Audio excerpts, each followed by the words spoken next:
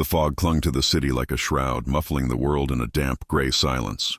Under the flickering orange glow of a lone street lamp, Leo waited, the collar of his jacket pulled high against the chill.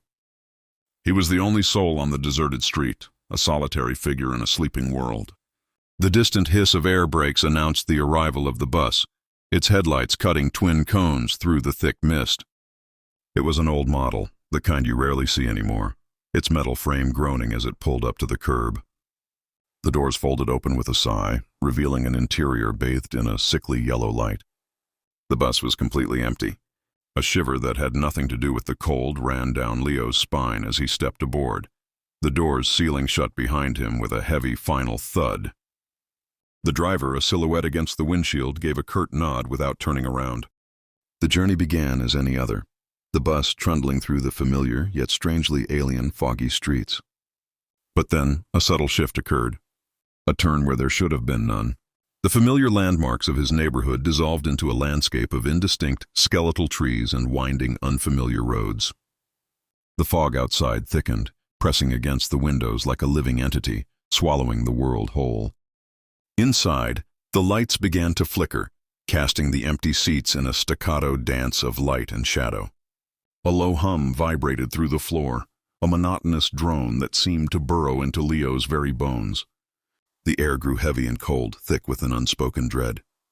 He was no longer just on a bus. He was in a cage, being transported to a destination unknown and unwelcome. Every creak of the old vehicle, every sputter of the dying lights, amplified his growing panic. He squeezed his eyes shut for a second, trying to will the fear away.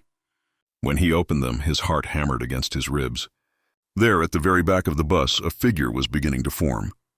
It was a woman, translucent and pale, her form wavering like a heat haze. Her dress was from another era, and her face was a mask of sorrow. Leo blinked, a desperate, reflexive action, and she was gone. The space she had occupied was once again just an empty, worn-out seat. His breath hitched in his throat. Was he losing his mind? Before he could process the apparition, the bus lurched to a violent, screeching halt. The sudden stop threw him forward, and he caught himself on the seat in front. He peered out the window, but there was nothing to see, only an endless expanse of fog and the gnarled branches of a dead forest. They were in the middle of nowhere. The engine died, plunging the bus into an unnerving silence. The only sound was the frantic drumming of Leo's own heart. "Hey!" he called out, his voice a weak tremor. "Where are we?"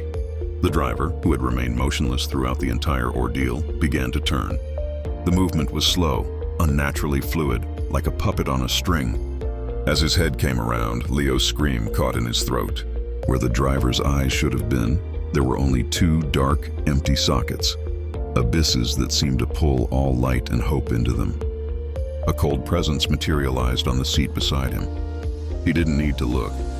He could feel the chilling sorrow of the ghostly woman right next to him, her spectral gaze fixed upon him. The world tilted, the darkness from the driver's eyes rushing to meet him. Everything faded to black. Leo awoke with a gasp, the rough texture of cold concrete beneath his cheek. He was sprawled on a bench at an abandoned bus stop, the first light of dawn painting the sky in pale shades of gray and pink. The fog was gone, he was alone.